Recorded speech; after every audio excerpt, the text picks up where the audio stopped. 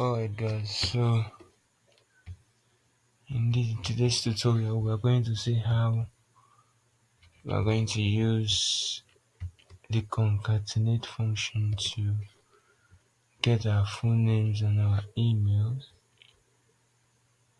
Right, so let's just do this quickly.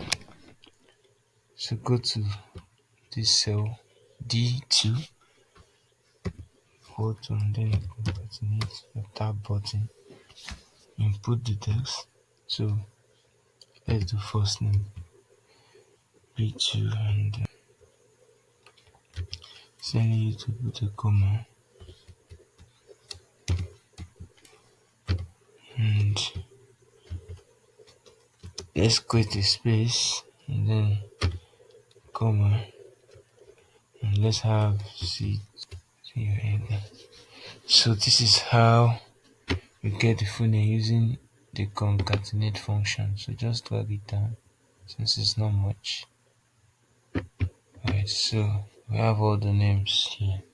So that's how we use it. So let's go to email and see how we can also use it. So here I will be using the symbol and, because symbol and is also used in place of concatenate.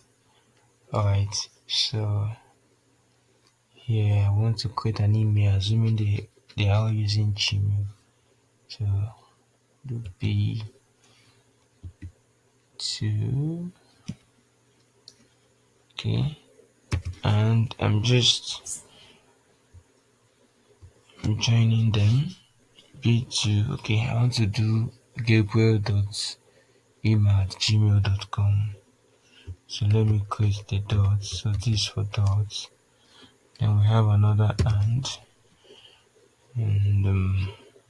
so let's put email C2, and let's do another and then let's put it at gmail.com. Okay, so this is it. It's out. So just take it down. So we have all the email using the concatenate function. So thank you for watching. Stay tuned for the next video.